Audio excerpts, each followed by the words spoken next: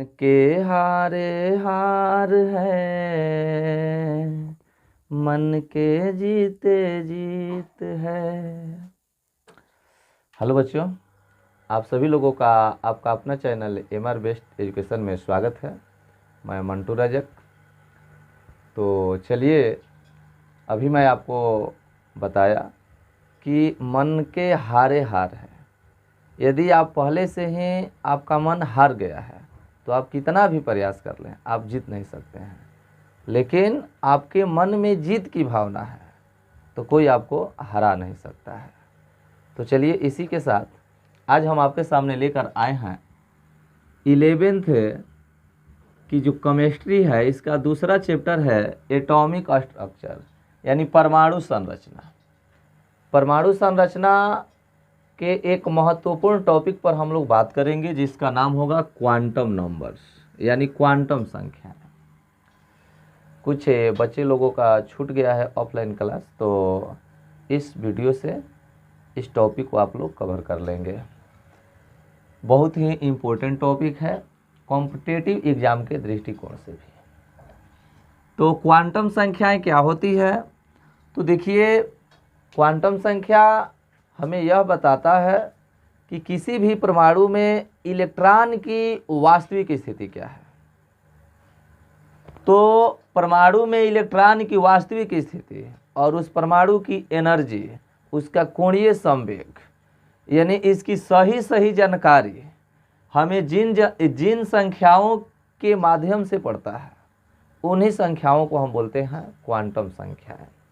यानी क्वांटम संख्या के बारे में यदि हम नहीं जानते हैं तो किसी परमाणु में इलेक्ट्रॉन की वास्तविक स्थिति क्या है, उसका कोणीय संवेग क्या है, इसका हम सही रूप से अध्ययन नहीं कर सकते हैं। यानी उसी का सही रूप से बताने के लिए कोणीय वेग की स्थिति क्या होती है, इलेक्ट्रॉन का कोणीय संवेग, इलेक्ट्रॉन का वेग और इलेक्ट्रॉन का एनर्जी की सही जानकारी हमें कहाँ से मिलता है? तो क्वांटम नंबर से मिलता है। तो इसी क्वांटम नंबर के बारे में हम बात करेंगे। यहाँ लिखा गया है परिभाषा कि क्वांटम संख्या परमाणु में इलेक्ट्रॉन की वास्तविक स्थिति एवं ऊर्जा ज्ञात करने के लिए जिन संख्याओं की आवश्यकता होती है उन्हें इलेक्ट्रॉन की क्वांटम संख्या कहते हैं। इन क्वांटम संख्याओं को 4 भागों में बांटा गया है। इन क्वांटम संख्याओं को कितने भागों में बांटा गया है? 4 भागों में बांटा गया है। पहला है आपका मुख्य क्वांटम संख्या। पहला क्या है? मुख्य क्वांटम संख्या, जिसको हम प्रिंसिपल क्वांटम नंबर बोलते हैं। क्या बोलते हैं? Principal quantum number. इस क्वांटम नंबर को सबसे पहले नील्स बोर ने प्रस्तुत किया था। इस क्वांटम संख्या को सबसे पहले किसने प्रस्तुत किया था? नील्स बोर ने प्रस्तुत किया था। एक बात और याद रखेंगे, इस क्वांटम संख्या को हम छोटका n से प्रदर्शित करते हैं, यानी सूचित करते हैं। यानी मुख्य क्वांटम संख्या, प्रिंसिपल क्वांटम संख्या को छोटका n से हम लोग प्रदर्शित करते हैं। सबसे पहले इस क्वांटम नंबर को किसने प्रस्तुत किया? नील्स बोर ने प्रस्तुत किया।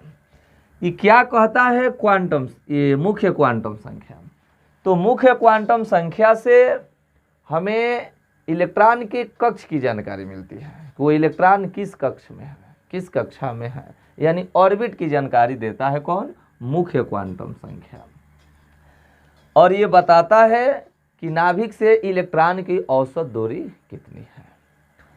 यहाँ लिखा गया है कि इसका मान कक्षा की संख्या के बराबर होता है। इसका मान, यानी मुख्य क्वांटम संख्या का मान क्या होता है? कक्षा की संख्या के बराबर होता है। तो कक्षा की शुरुआत कहाँ से होती है परमाणु में? तो के से, के, एल, एम, एन, ओ, पी, क्यू, ये 1 2 3 4 5 6 7, यानी 7 कक्षा का ही अभी तक निर्माण हुआ है। आप पीरियोडिक टेबल देखते हैं तो उसमें 7 आवर्त हैं और 18 वर्ग हैं। तो आवर्तों की संख्या 7 है। उस दृष्टिकोण से कक्षा भी कितनी होती है? 7। तो ये बताता है कक्षा की संख्या के बराबर होता है किसका मान? इसका मान। इसका मान माने मुख्य क्वांटम संख्या का मान, यानी n का मान। तो देखिए, k कक्षा के लिए n का मान क्या होगा? 1 होगा, क्योंकि कक्षा की शुरुआत k से होती है। l कक्षा के लिए n का मान 2 होगा, m कक्षा के लिए n का मान 3 होगा, n कक्षा के लिए n का मान 4 होगा, O कक्षा के लिए m का मान 5 होगा। इस तरह से आप लोग याद रखेंगे। तो हम लोगों ने क्या देखा कि मुख्य क्वांटम संख्या से हमें ये पता चलता है कक्षा की जानकारी, यानी ई ऑर्बिट की जानकारी देता है, यानी कक्षा की जानकारी देता है। ठीक है, इलेक्ट्रॉन किस कक्षा में है, पहला में है, दूसरा में है, तीसरा में है, चौथा में है, इसका मान जो होता है कक्षा की संख्या के बराबर होता है। क्लियर हुआ? चलिए दूसरा हम लोग चलते हैं द्विग्वंशी क्वांटम संख्या। इसको बोलते हैं हम लोग एजुमुथल क्वांटम नंबर। क्या बोलते हैं? एजुमुथल क्वांटम नंबर। इस क्वांटम नंबर को हम लोग एल से सूचित करते हैं। किस चीज़ से सूचित करते हैं? एल से प्रदर्शित करते हैं। इस क्वांटम संख्या को सबसे पहले समरफील्ड ने प्रस्तुत किया। इस क्वांटम संख्या से हमें क्या पता चलता है? तो सबसेल की जानकारी मिलती है, सबसेल की, यानी इसे हमें कक्षा की जानकारी मिलती है कि इलेक्ट्रॉन किस कक्षा में है। इसे हमें पता चलता है कि इलेक्ट्रॉन किस सबसेल में है, यानी सबसेल की जानकारी मिलती है। तो सबसेल की जानकारी यानी कक्षा, या इसको आप उप कक्षा भी बोल सकते हैं, उप कक्षा की जानकारी मिलती है, सबसेल की जानकारी मिलती है। ठीक है ना? तो सबसेल की जानकारी हमें कौन देता है? द्विग्वंशी क्वांटम संख्या देता है। इसको किस चीज़ से प्रदर्शित किया जाता है? तो छोटका एल से प्रदर्शित किया जाता है। इसको किसने प्रस्तुत किया था? तो समरफील्ड ने इसको प्रस्तुत किया था। इसका मान कैसे निकाला जाता है? तो इसका मान 0 से n-1 तक होता है। यहाँ n क्या है? यहाँ देख रहे हैं ना, मुख्य क्वांटम संख्या, यानी एल का मान n पर निर्भर करता है। एल का मान किस पर निर्भर करता है? n पर निर्भर करता है। तो एल का मान अगर कोई पूछता है आपसे कि एल का मान क्या होता है, कितना होता है, तो बोलेंगे तो एल का मान 0 से n-1 तक होता है। एल का कुल मान कितना होता है? तो n के मान के बराबर होता है। एल का मान उपकोष पर निर्भर करता है। ये तो बात की बात है। अभी इसको समझिए, इसका मान 0 से n-1 तक होता है। किसका? द्विग्वंशी क्वांटम संख्या का। ये मान ही पूछता है आपके एग्जाम में कि यदि n बराबर 2 हो तो l का मान क्या क्या होगा, यदि n का मान 3 हो तो l का मान क्या क्या हो सकता है। तो ध्यान से थोड़ा समझेंगे। तो इसका मान 0 से n-1 तक होता है। इसका मतलब यहाँ n आपको दिया रहेगा, दे देगा कि यदि n बराबर 1 हो तो l बराबर व्हाट, यानी n बराबर 1 हो तो l का मान क्या हो सकता है। तो l का मान देख रहे हैं क्या लिखे है ना, 0 से n-1 तक। तो यहाँ 0 से n-1 तक, तो 0 से n-1 तक, तो 0 से n का मान कितना है? 1 है। ये n का मान आपको दिया रहेगा। तो n-1 तक, तो 1-1 तक, तो 0 से 1 में से 1 घटाएंगे क्या होगा? 0 होगा। 0 से 0 तक, तो बताइए, तो 0 से 0 तक का मतलब क्या? केवल 0। कहने का मतलब यदि n बराबर 1 होगा तो l का मान हमारा क्या होगा? 0 होगा। देखिए इसका मान 0 से n-1 तक होता है, ये कन्फर्म हुआ। l का कुल मान n होता है। l का कुल मान, यदि n का मान 1 है तो l का भी मान 1 ही आएगा। देखिए माने संख्या है, n का मान 1 है तो l का मान 0, यह तो 1 न है। तो यदि n का मान आप 2 लेते हैं, यदि n बराबर आप 2 लेते हैं तो l का मान कहाँ से कहाँ तक? तो 0 से n-1 तक। तो 0 से n-1 तक, तो यहाँ क्या देखना है कि 2 अगर रखेंगे यहाँ 2-1 तक, तो ये 2-1 तक, तो 2 में से 1 जाएगा, क्या होगा? 1। तो 0 से 1 तक, तो क्या होगा? 0 और 1। तो देखिए यदि n का मान 2 होता है तो l का मान क्या होगा? 0 और 1। तो l का कुल मान कितना हो गया? n के बराबर। यदि n का मान 2 है तो देखिए l का भी मान 2 गो आया है, एगो 0 और एगो 1। समझ रहे हैं ना? इसका मतलब क्या हुआ? l का कुल मान कितना होता है? n के बराबर, यानी n का मान 1 रखेंगे तो l का भी मान 1, यानी 0 आ रहा था। n का मान यदि 2 रखते हैं तो l का मान हमारा 2 आया। कौन कौन? 0 और 1। यही यदि आपसे पूछ दिया जाए कि n बराबर यदि 3 हो तो l बराबर क्या होगा? यदि n बराबर 3 हो तो L बराबर वाट। तो क्या करना है, 0 से n-1, 0 से n-1 तक। तो 0 से n कितना माने हैं हो, n माने हैं 3 दिया है, 3-1 तक, यानी 3 में से गया तो 0 से 2 तक। तो क्या क्या मान हो सकता है 0 से 2 तक, 0, 1 और 2। यानी देखिए n का मान यदि 3 रख रहे हैं, 3 है तो l का भी मान हमें 3 को प्राप्त हो रहा है। n का मान यदि 1 रख रहे हैं तो l का मान भी 1 प्राप्त हो रहा है। n का मान यदि 2 रख रहे हैं तो l का मान भी हमें 2 प्राप्त हो रहा है। तो l का मान उपकोष पर निर्भर करता है। यही उपकोष की जानकारी कौन देता है, द्विघांसी क्वांटम संख्या। ये कक्षा की जानकारी देता है और ये उपकक्षा की जानकारी देता है। और बोलेंगे कि उपकक्षा इसमें कहाँ कहाँ कैसे है, तो उपकक्षाएं 4 S, P, D और F। देखिए यदि L का मान 0 हो, यदि L बराबर 0 आता है, यदि L बराबर 0, L बराबर 1, L बराबर 2 और L बराबर 3, तो याद रखना है उपकक्षा इसमें क्या होता है S, इसमें क्या होगा P, इसमें क्या होगा D और इसमें क्या होगा F। इस बात को आप लोग ध्यान में रखेंगे। यदि L बराबर 0 हो तो हमारा सब सेल क्या होगा, S होगा। यदि L बराबर हमारा 1 हो तो सब सेल क्या होगा, P होगा। यदि L बराबर हमारा 2 हो तो सब सेल क्या होगा, D होगा। यदि L बराबर हमारा 3 हो तो सब सेल हमारा क्या होगा, F होगा। इस बात को भी आप लोग ध्यान रखेंगे। ये उपकक्षा यानी S, P, D और F, समझ गए। तो इतना तक तो आपको पता चल गया। तो द्विघांसी क्वांटम संख्या में कोई दिक्कत नहीं है। तो फिर से एक बार 2 मिनट सुन लेंगे।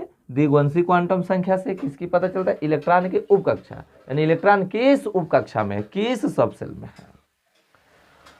अब यहाँ किस सबसेल में है, इसको किसने लाया था, तो समरफील्ड ने। किसे प्रदर्शित करते हैं, तो L से। किस चीज का जानकारी मिलता है, तो सबसेल की। L का मान कहां से कहां तक होता है, तो 0 से n-1 तक होता है। L का कुल मान कितना होता है, तो n के मान के बराबर होता है। L का मान किस पर निर्भर करता है, तो उपकोष पर निर्भर करता है। उपकोष कौन कौन होते हैं, तो S, P, D और F। S उपकोष का मतलब L बराबर 0, P उपकोष का मतलब L बराबर 1, D उपकोष का मतलब L बराबर 2, F उपकोष का मतलब L बराबर 3। इधर से पकड़ो चाहे इधर से पकड़ो, यही घुमा फिरा कर पूछ देगा। यदि P उपकोष हो, P उपकोष के लिए L का मान क्या होगा, तो अब तो आप दिक्कत में हो जाएंगे कि N का तो मान पता ही नहीं है, N का मान तो पता ही नहीं है, तो हम कैसे निकालेंगे। तो आपको ध्यान देना है कि L का मान डायरेक्ट आप निकाल सकते हैं। जब P कह रहा है तो आराम से बैठा दी 0, 1, 2, 3 और यहाँ से S, P, D, F। ये आपका L का मान हो गया, यानी सब सेल S तो L0, सब सेल P तो L1, सब सेल D तो L2, सब सेल F तो L3। ऐसे आप लोग निकाल सकते हैं। यदि n का मान दिया है तब तो एकदम सिंपल है, आसानी से निकाल देंगे 0 से n-1 तक। चलिए अब हम लोग चलते हैं तीसरा हमारा क्वांटम नंबर। तीसरा क्वांटम नंबर हमारा है, तीसरा क्वांटम नंबर हमारा है क्या, चुंबकीय क्वांटम संख्या। चुंबकीय quantum, magnetic quantum number. Magnetic quantum number, magnetic quantum number से किस चीज का पता चलता है, कक्षक की जानकारी मिलती है। किसकी जानकारी मिलती है, कक्षक की जानकारी मिलती है। ऑर्बिटल, देखिए ये कक्षा की जानकारी देता था मुख्य क्वांटम संख्या। द्विघांसी क्वांटम संख्या सबसेल यानी उपकक्षा, और चुंबकीय क्वांटम संख्या यानी मैग्नेटिक क्वांटम नंबर कक्षक की जानकारी देता है, यानी ऑर्बिटल की जानकारी देता है कि इलेक्ट्रॉन किस ऑर्बिटल में है। इसका मान -L से +L तक होता है, -L से +L तक होता है। यानी कहने का मतलब कि इसमें L आपको दिया रहेगा, इसमें आपको क्या दिया रहेगा, L दिया रहेगा। और आपको पूछेगा कि बताइए चुंबकीय क्वांटम संख्या। तो सबसे पहले आइए जानते हैं चुंबकीय क्वांटम संख्या को किसने प्रदर्शित किया था, तो लैंडे ने। किसने प्रस्तुत किया था, तो लैंडे ने। चुंबकीय क्वांटम संख्या को किस चीज से प्रदर्शित किया जाता है, तो चुंबकीय क्वांटम संख्या को हम लोग किससे प्रदर्शित करते हैं, तो m से प्रदर्शित करते हैं। किससे प्रदर्शित करते हैं, तो m से प्रदर्शित करते हैं, याद रखेंगे छोटका m, इसको n से, इसको l से और इसको m से प्रदर्शित करते हैं। किस चीज़ की जानकारी देता है? तो हमें ये कक्षक की जानकारी देता है। m का मान कितना होता है? तो इसका मान -l से +l तक होता है। m का मान कितना हो, कैसे निकालते हैं? तो l का मान दिया रहेगा तो -l से +l तक। कुल मान की यदि बात करेगा तो 12 + 1 होता है। 12 प्लस क्या होता है? 1 होता है। तो जैसे ये बताता है कि इस क्वांटम संख्या उपकक्षकों की दिशा का द्योतक है, इसका मान द्विगुणित क्वांटम संख्या के मान पर निर्भर करता है। प्रत्येक मान के लिए +l से -l तक ही जाता है। तो इस पर थोड़ा ध्यान देना है। -l से +l का मतलब क्या? -l 0 और +l, ये भी लिखा जा सकता है, इतना तक होता है, क्योंकि माइनस और प्लस के बीच में यानी एक पूर्णांक की तरह हो जाता है, जिसके बीच में क्या आ जाता है? शून्य शामिल हो जाता है। तो या तो -l से +l तक बोलिए, या -l 0 +l तक इसका मान होता है। जैसे देखिए, यदि आपसे पूछ दिया जाए यदि l बराबर 0 हो तो m बराबर क्या होगा? l बराबर 0 हो, यहाँ समझेंगे, यदि दे दिया l का मान आपको दिया रहेगा तब आपको मैग्नेटिक क्वांटम नंबर पूछेगा। l बराबर यदि 0 हो तो m बराबर क्या होगा? तो अभी हम बताएं क्या लिखा है यहाँ? -l से +l तक, तो ये -0 से +0 तक, तो 0 माइनस प्लस का केवल 0 होगा। यदि l बराबर 0 तो m बराबर भी क्या होगा? 0। यदि l बराबर 1 तो m बराबर, तो m बराबर क्या कह रहा है? -l से +l, तो -1 से +1 तक, तो क्या हो जाएगा हो? तो -1, इसके बीच में 0 भी आएगा तो +1, यानी 3 गो मान होगा। देखिए, ये तो मैंने मान निकालने का तरीका हो गया। इसका कुल मान कितना होता है? तो 12 + 1। कुल मान का मतलब कोई पूछ दिया कि यदि l बराबर 1 हो तो m का कुल मान कितना होगा? यदि l बराबर 1 हो तो m का कुल मान कितना होगा? तो इस पर बैठा देना है। कैसे बैठाएंगे? 2 गुणे l का मान 1 है और +1, तो 2 एकम 2 1 3, यानी यदि l का मान 1 हो तो m का कुल मान कितना होगा? 3। देखिए 3 गुना आया है, -1 0 +1, 3 गुना है कि नहीं आया है। यदि l बराबर 3 हो तो m बराबर क्या होगा? तो अभी हम बताएं, -3 से +3 तक, तो -3 से +3 तक का मतलब क्या? -3 -2 -1 0 1 2 3, ये न होगा। -3 और +3 के साथ जितना भी पूर्णांक आता है सबको लिख देना है। तो -3 -2 -1 0 और 1 2 3, गिनिए कौगो है? 1 2 3 4 5 6 7, यानी कुल मान यदि पूछता है तो 7 होगा। कैसे? देखिए 3 है ना, तो 3 दूना का 6, 6 1 7। इस तरह से हम m का मान निकाल सकते हैं। तो इसका मान कहाँ से कहाँ तक होता है? तो -l से +l तक होता है। इसका कुल मान कितना होता है? तो इसका कुल मान होता है 12 + 1 होता है। ठीक है, तो आप आसानी से निकाल सकते हैं। तो चलिए अब हम लोग चलते हैं, 3 गो हमारा समाप्त हुआ। अब चौथा हमारा और अंतिम रह गया है, जिसका नाम है चक्रण क्वांटम संख्या। चक्रण क्वांटम संख्या, इसको स्पिन क्वांटम नंबर बोलते हैं। Spin quantum number, spin quantum number, इसको हम s से प्रदर्शित करते हैं, s ले सूचित करते हैं। इसको किसने लाया था? तो अहनलेक, कहीं लिखा अहनलेक या यूलेनवेक और गोल्ड स्मिथ। तो आप दोनों का नाम याद रखेंगे, ये दोनों ने मिलकर लाया चक्रण क्वांटम संख्या। चक्रण क्वांटम संख्या, तो चक्रण क्वांटम संख्या क्या बताता है? तो हमें ये कक्षक में इलेक्ट्रॉन की स्थिति को बताता है। ये बताता है कि इससे पता चलता है, यानी स्पिन क्वांटम संख्या से हमें यह पता चलता है कि कक्षक में उपस्थित जो इलेक्ट्रॉन है उसका चक्रण कैसा है। इसमें उपस्थित जो इलेक्ट्रॉन है उस इलेक्ट्रॉन का चक्रण कैसा है, उस इलेक्ट्रॉन का चक्रण कैसा है। चक्रण का मतलब वो इलेक्ट्रॉन दक्षिणावर्त में है कि वो इलेक्ट्रॉन वामावर्त में है। कहने का मतलब किसी भी कक्षक में इलेक्ट्रॉन 2 स्थितियों में हो सकता है, विपरीत चक्रण के होते हैं। ये इसको हम लोग बोलते हैं क्या, दक्षिणावर्त। दक्षिणावर्त यानी क्लॉकवाइज इसको बोलते हैं, क्लॉकवाइज। इसको बोलते हैं हम लोग anti clockwise. Anti clockwise, anti clockwise का मतलब घड़ी के विपरीत दिशा। क्लॉकवाइज यानी घड़ी के दिशा मानकर चलते हैं हम लोग। इसी को हम लोग बोलते हैं क्या, दक्षिणावर्त।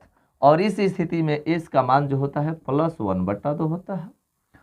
और वामावर्त है तो इसमें हमारा एस का मान क्या होता है, -1/2 होता है।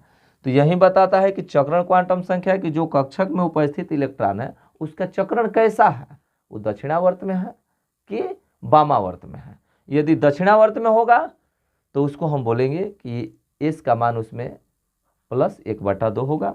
यदि वामावर्त में होगा तो हम बोलेंगे एस का मान -1/2 होगा।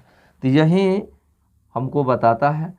तो देखिए आप देखेंगे तो यहाँ आपको थोड़ा अजीब लगेगा कि सब में इलेक्ट्रॉन की बात आ रही है, सब में इलेक्ट्रॉन किस कक्षा में है। ये कहने का मतलब ये कक्षा की जानकारी देता है, ये उप कक्षा की जानकारी देता है, ये कक्षा की जानकारी देता है, और ये कक्षक में इलेक्ट्रॉन की चक्रण को बताता है। सब तो एक ही है।